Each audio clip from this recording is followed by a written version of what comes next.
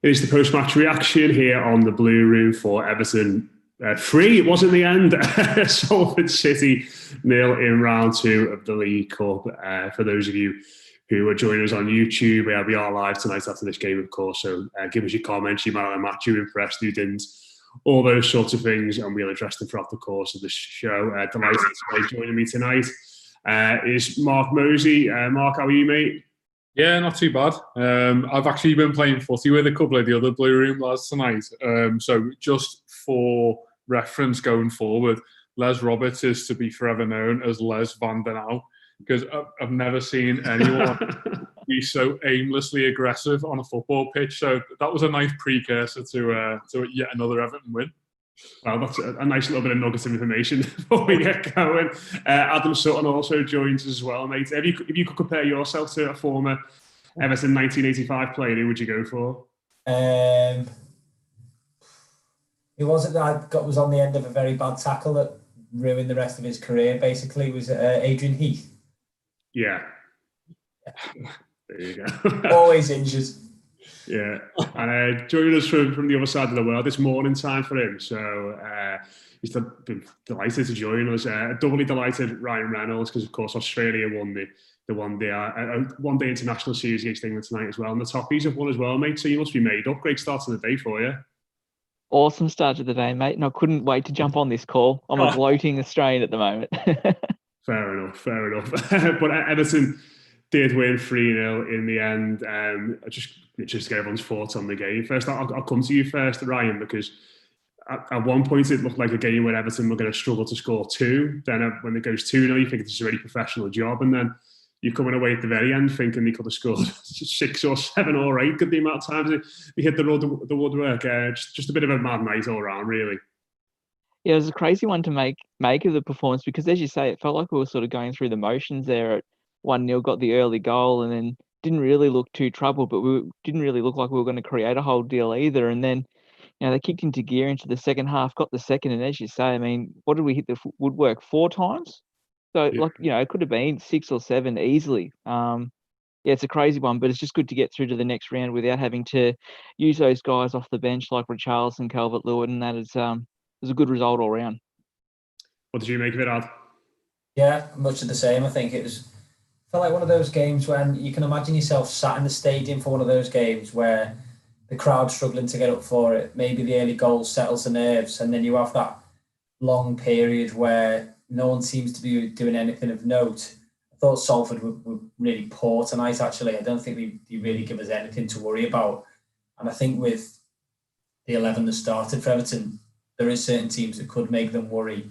Never mind a Premier League team, someone lower down could definitely do damage to that midfield especially, but I don't think they offered anything really going forward. And then, as you say, as soon as the second one goes in, you start to think this could turn into a rout. And I think in the end, 4 or 5 wouldn't have flattered us. So, yeah, it was one of those games took a while to get going, and then you think, why can't we do that from minute go? But, all in all, it's a positive result and we're through, so it's all that matters. Does anyone else who watched on Sky Sports feel like they've just watched the director's cut of the Salford City film with Gary Neville on co-commentary? It did feel a little bit like Everton were just passengers in their own football match tonight. But do you know what, mate? Sky got rid of some classic banter whoppers over the last few weeks on Soccer Saturday, haven't they, in regards to that? And it's almost like Neville and Carragher trying to replace the roles of like Thompson and Letizia and Charlie Nicholas just by going into full fan zone mode. It was just embarrassing at times, wasn't it? As much as you appreciate the sense of occasion for a team like Salford, and ultimately we don't care, we won the game, we're through. I personally don't care about Salford City. I'm actually tuning in to watch Everton regardless of their stature in the league. But anyway, tangent. I think in terms of the game itself, it's all about how you manage these games. I think the correct point that was pointed out on commentary was it got to a very critical 5 minutes whereby Everton were either going to press the self-destruct button or be able to push on in that sort of professional manner that you expect these games to do, get the second, potentially get the third. And I think as much as you do look at a couple of individuals, as Adam said tonight, and you kind of grimace about where their future lies, you do have to credit the collective team for how you kind of just build the pressure in those sorts of games. You're very much confident in your own ability that you will be able to get the second. And it did feel like we were sort of battering the door down in the last 20 minutes to get the third and potentially the fourth and the fifth. I know you guys mentioned the woodwork, but Salford City's goalkeeper has earned himself a career in football tonight. It was just an unbelievable performance. But yeah, the important things are that we're getting goals, we're not conceding them. I know that's a daft point to say against Salford City, but I've seen Everton concede goals to some pretty poor footballers and football teams. So it should not be taken for granted how easy we've made it look tonight. Yeah, although to be honest, when it did get to the hour mark, it was still only 1-0 and they had a couple of chances. I was getting a little bit nervous, but in hindsight, from the game, I'll come to you first in this one, Adam, before throw it to the other lads. That left-hand side, I think, was the standout, really, wasn't it? Two young players who probably haven't played that much together on the training pitch, certainly haven't played together in a competitive football match before. It was obviously in Nkunku's debut, but linked up really well, seemed to have a nice natural understanding. I think Nkunku's probably man of the match for me. I thought he was outstanding throughout. And Anthony Gordon, of course, did everything but score, didn't he? But I think it was just one of them where sometimes you just see two really bright, intelligent young footballers, and you put them together in a similar area in the pitch, and they have a natural chemistry, and that's what it felt like those two had tonight. Yeah, I think the natural chemistry usually flows from ability and pace more time than not. I think with the likes of Nkunku going past Gordon, which really does give him the ability to come inside on that right foot, and however many times he did come inside, he just couldn't find the back of the net. Obviously wanted to post, a couple of saves, a couple of blocks. But yeah, I just thought that dynamic worked really well. Probably getting roasted for this, but I said to the lads in the WhatsApp that he moves a little bit like Alphonso Davies, the way that he's just jinking around. Like, you think he's going onto his left, which he always looks to, but he seems to just let you stick your toe before he does go. And him and Gordon worked really well together. And as you say, it was everything but the goal from Gordon. And I think by the end of it, he'd given up. Like, he looked very frustrated after the, I think it was the final one, which was probably the most wayward one, which flew over the bar. But I think out of the 11, definitely them two were the two that impressed the most. It's great to see Everton's left-hand side performing so well. I don't know what it is, and regardless of the personnel there, but there is something just heartwarming about seeing Everton play the ball consistently down that left-hand side. I think you're right in terms of speed being the difference maker in these games, but I think that the main area is the speed of thought and able to gain yourself just that half a yard to take the shot. And we saw Anthony Gordon consistently do that and coming in on. It was almost a little bit like, I know we've looked at plays in the past whereby what's going to happen, but there's very little that their right back can do about it, because he has got that quality to take that one touch and usually get a good shot on target. I mean, clearly the one at the end that hit the post, the first time he hit woodwork was potentially nearly one of the best first Everton goals that we've seen. And obviously that connection is not something that him and Nkunku have any sort of right to have at the moment, but it all looked very natural. It looked like they've been working consistently at Finch Farm. I don't know whether that is the case or not, but certainly some very positive. And I think that the main positive for me in particular with Nkunku at left back is that obviously at this time of the transfer window, you are thinking, where are the priorities and where are the gaps? And in the space of 90 minutes, we're all very quickly looking away from that sort of backup left-back position. Maybe that's jumping the gun a little bit, but you do feel very comfortable with him being there in that setup. I think if at the start of the game, if you'd asked, which of those left or right-sided players had played a season in Germany and was an experienced Premier League player, you would have said our left-hand side was that side. That's just how well they adapted to the game, and it was a great performance by Nkunku because it was his first game of senior football, and you would not have picked that in a million years just on what he was able to do today. Yeah, I think his decision making was great as well. I thought, put on Twitter, he's clearly got loads of physical gifts. He was non-stop all night getting around the outside of Gordon, and I think that helped Gordon and be able to go on the outside or inside with those shots he did at the end, because he had that constant outlet around him. But there were times when he picked up the ball up and sort of was running towards 2 or 3 Salford players, and you sort of think most young attacking fullbacks in that position just carry on going and try and beat a couple and whip across him. But he was more than happy to just turn back and play a ball inside. And while that's not something that gets you on the edge of your seat necessarily, it's good to see that he's got that part of his game already there. But just on Gordon as well, I think it was great to see him sort of being able to. What I liked about his performance actually tonight was in the first 5 minutes, he stamped his authority on that fullback, and he knocked it past him, just ran around the outside of him, and then you thought straight away then this fullback's not gonna want to get near him. And I think obviously there's difference in levels. There's a chasm in class between these two sides and these sets of players, but it was just a case of him really stamping his authority on the game early on. So yeah, I think of the players that we've seen tonight, for me, those two are probably the ones you'd look at and certainly say, if something does go wrong on that left-hand side and Richarlison or Luca Digne, you're probably okay with them coming in. Elsewhere in the side, I think one player that I saw being spoken about a lot tonight was Moise Kean. I think for probably 80 minutes had a really tough game, and it wasn't just that, it's probably the worst type of tough game for a striker had in a lot of senses, because not only was he struggling to hold up the ball and link play, do all the things that we've seen Dominic Calvert-Lewin do so well for so long. When his big chance came, he properly fluffed it, didn't he? And when you're not contributing in the build-up play sense, when you're not contributing when your chance comes along, it's he must have been feeling pretty rotten about himself. So the first thing we should probably say is kudos to him for stepping up and taking that penalty at the end.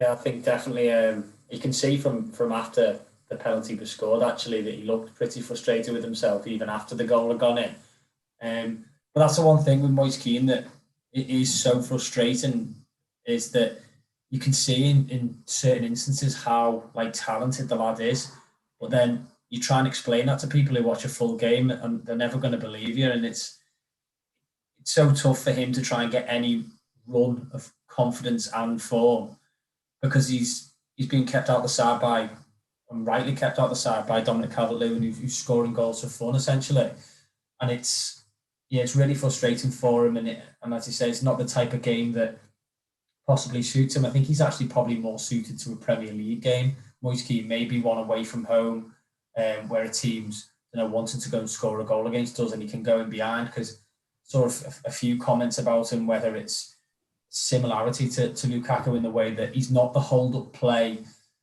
target man that people actually compare Lukaku to, and Moise Kean might be the same. His first touch isn't brilliant. He doesn't seem to be able to shield the ball as well as other players, but at the same time, he's strong, he's fast when he's running in the right direction. And I don't know, I think we might need to play to his strengths a little bit more, but has the time passed for Everton to be adapting the way of playing to suit a lad who doesn't necessarily look like he can do the business week in, week out? So whether he can adapt to that and whether he can really start to adapt to the Premier League as a whole is hopefully what we're looking for. And I think we need to really make sure that Moise Kean's getting the best out of Everton the same way that we're getting the best out of him. Yeah, I think it was Mike Greenall, who's obviously been on some of our shows recently, Ryan, who put on Twitter that it was almost like Everton were playing like they had Calvert-Lewin up front, in regards to just firing a lot of balls into the the feet of a striker, a lot of aerial challenges and that sort of thing. And I think Adam's absolutely spot on there. Everton can do more to help Moise Kean, absolutely, but in the same breath, you can understand why people want to see a little bit more from him on these occasions. Yeah, absolutely. And he's no doubt feeling the pressure too coming into the team. He knows that he's trying to fight for a spot against some really good attacking players, because if DCL's out, there's nothing to say that Richarlison doesn't play up front and they bring someone on in the left as well. So he was definitely feeling the pressure tonight, and I've had absolutely no confidence in him taking that penalty, actually. I just thought the way his night had been going that was just going to go over the top of the bar or something like that. But I think Adam's absolutely spot on with his summation there. I don't think he's that hold-up player that you can sort of ping the ball to his feet and it's going to stick like glue. He likes to run in and behind and use his pace and his strength, similar to that mould of how Lukaku played. And I tend to agree, away from home, if you're looking to counter-attack, that looks to be his real strength. That is the catch-22, isn't it? I mean, we are ultimately trying to judge whether he is capable of playing consistently in Everton's starting 11. and he will never get an opportunity in Everton's starting 11 to show us that. We all know how these games are and how Moise Kean's opportunities will be. They are a little bit half-arsed. They're against weaker opposition. He's probably got weaker teammates around him, and we're never really going to see that. That said, as you've all said, I think we've seen enough of Moise Kean now to know that he is not going to be integral in Everton's build-up play, whether that is in these Carabao Cup games, whether it's in the Premier League. He is a finisher. And the caveat of that is that when he is in the side, he has to finish. And I know that it's incredibly harsh to say that he hits the woodwork a couple of times and potentially doesn't do as well as he should with a header early in the second half. But if you want to play in the Premier League week in, week out, that they are your opportunities. You'll get 5 or 6 important touches of a ball in meaningless games, and 3 or 4 of them have got to count. And it's difficult because I think the most engaged I was in tonight's game was when he lined up to take that penalty, because I don't know what it is about him or certain players that have gone by down the years, but there are certain players who the fan base kind of just attach themselves to, and the will for them to succeed is so great that they are consistently microanalyzed. And I think Moise Kean is gradually getting to that stage, but certainly the will from the fans is there. The will from the manager, I feel, is there. I know there's been talk of him moving away, be that permanent or on loan. Instinctively, I don't personally think that will happen, but I think that's because of, again, our desire. You look at where he fits in the squad, it's second fiddle to Calvert-Lewin. He is a good backup striker, albeit there's a bit more to come from him, in particular in terms of goals. But I think we'd all agree that we're kind of happy with his place in the squad at the moment. He's not going to oust Dominic Calvert-Lewin. Fair play to him if he does do that, because it means he really will be performing. But I just hope that Everton are not looking to try and explore a loan option or to give him that extra game time. As much as that would benefit him personally, I want to see him grow at Everton as opposed to grow elsewhere, and us try and tap into that in a year's time. I suppose he's in quite a difficult position, isn't he? Because, like you said, if Calvert-Lewin's fit, he plays, and that's going to be the case for the foreseeable future, especially after his goal on the opening day. And it means that Kean has ultimately got to impress in games like these, like you said, Moise, where he's playing behind makeshift midfields and lads who've hardly kicked the ball, and ultimately there's never going to be the same fluency there. Or he's going to have to make impressions in 20, 30, maybe even 10-minute spells when he comes on. And the other thing as well, which I think Ryan is absolutely right to bring up, is that Richarlison has shown that he can play through the middle as well. And, you know, you'd think in a big game away from home, if Calvert-Lewin's injured, you'd imagine the manager would shift Richarlison inside, and then you're saying to Gordon or to Bernard or to someone like Sigurdsson to go and do a job on the left-hand side. Because it just doesn't feel yet as though the manager completely trusts him. And it feels like he maybe got a bit of a longer way to go in that. I just throw it out there. Did anyone else impress you tonight who think has done themselves no harm? Obviously, Sigurdsson comes away with a goal, which you thought weaker opposition. I mean, would you say there's anyone else out there who really enhanced the cause, or even enhanced the cause a little bit? I would, in particular, say Gylfi Sigurdsson. He again in a game like tonight, I don't really need to see him on the ball constantly. I know that we've pointed fingers at him in the past for sort of passing on involvement and hiding, for want of a more favourable word for him, but I want to see him get on the ball in important positions and make things happen. Every time tonight that he got within 30, 35 yards, I thought he's going to be really dangerous here, because if nothing else, if you give him 4 or 5 yards of space, he is capable of picking out the right pass. In particular, Moise Kean at the start of the second half. And I think for both of those players, it would have been really favourable for them if Kean was able to convert. But in those games where it is essentially a training session for the vast majority, I have got faith in him to be able to deliver the goods. I mean, he's not necessarily been the most involved player tonight, but I came away thinking he's one of Everton's best performers. He's got an assist, he's got a goal. And to take this back to 3 or 4 years ago, when we were all looking at him as one of the Premier League's golden boys, that end product is what everyone was desiring from him. be that Swansea fans, Everton fans. That's what he was in the league to do. Find Fernando Llorente with crosses. That is what Gylfi Sigurdsson is all about. So he's there tonight to obviously be the captain and sort of the focal senior figure. Part of me thinks it was possibly a bit of a shop window moment for him. Whether Carlo Ancelotti was thinking like that as well, I'm not sure. But I think in particular him and Bernard in the middle of the park.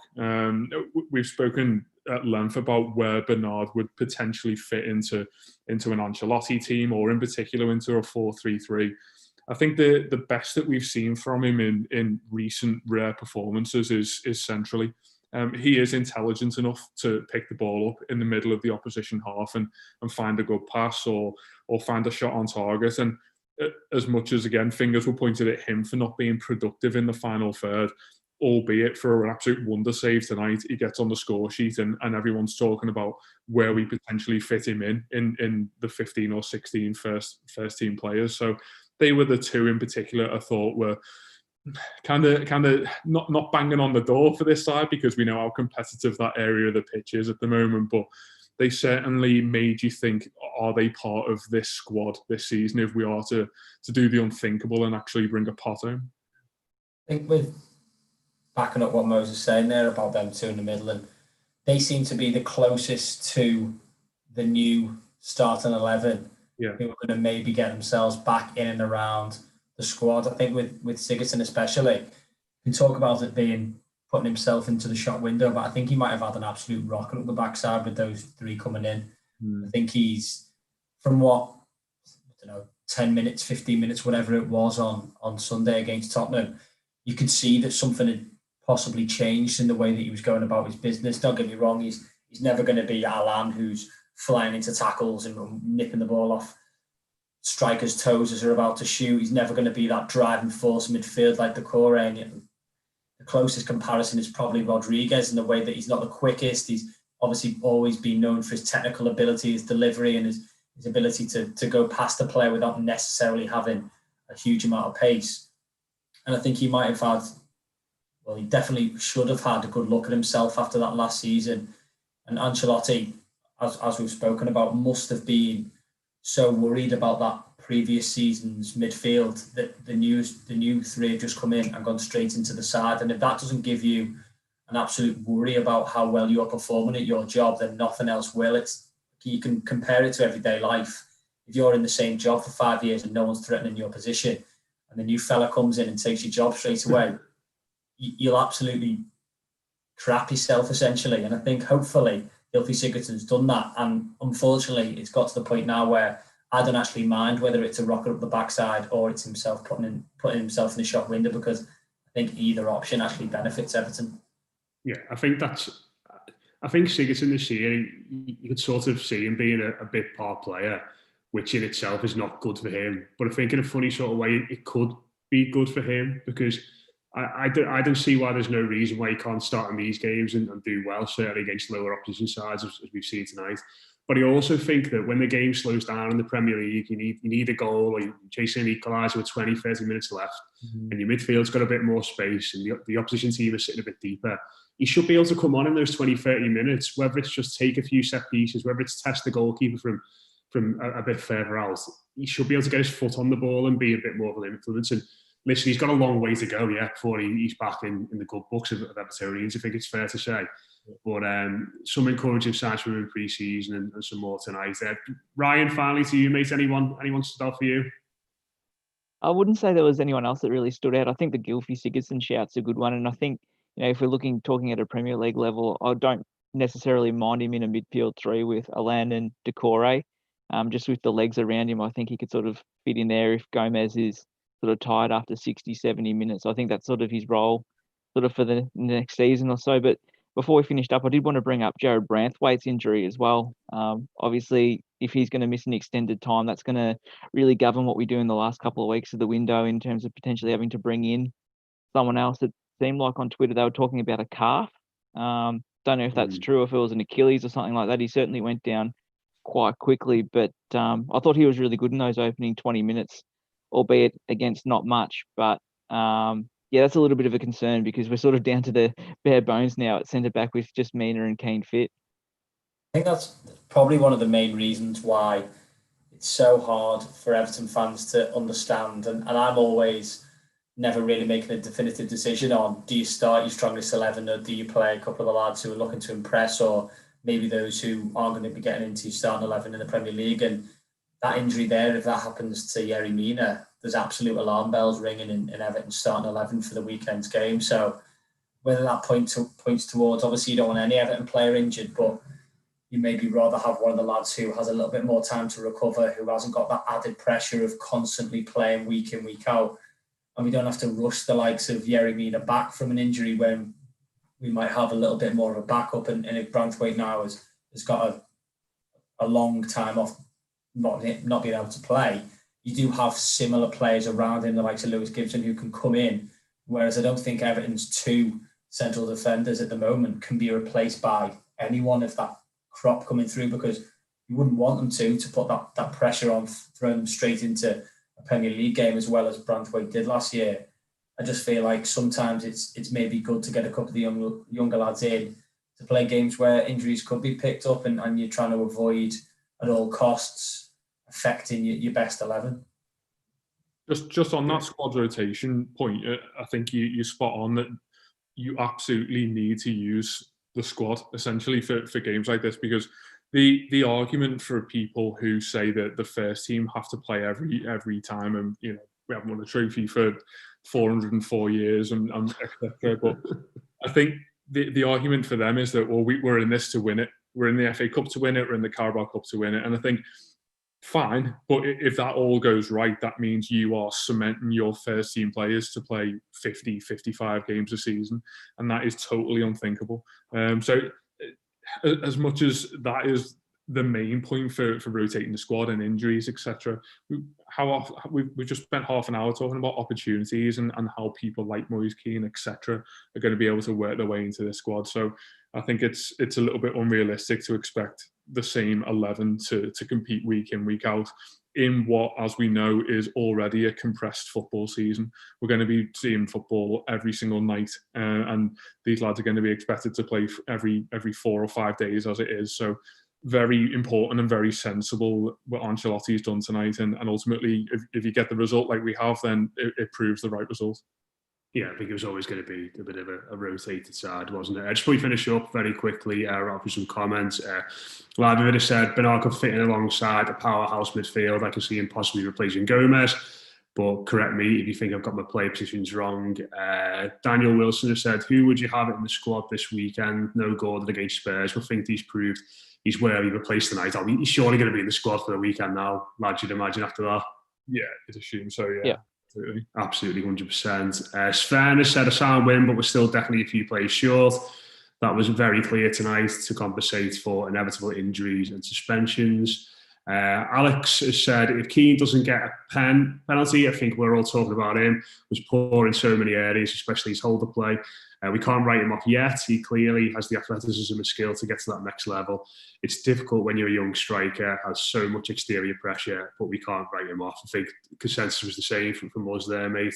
And the last one we'll do, Lucas Anna said, all-round pressure performance from the Blues. Thought the midfield just kept the game ticking over, and Gordon looks a top prospect. Only stinker came from Theo Walcott. Going to be interesting to see what happens with him over the next few weeks. Obviously, loads of reports that Everton are looking to sell him. But yeah, that's it. We've kept the lads up late enough. Ryan, enjoy the rest of your day, mate. No doubt going about with a big grin on your face, like we said earlier. Will do, mate. Can't wait. It's going to be a good day. Yeah.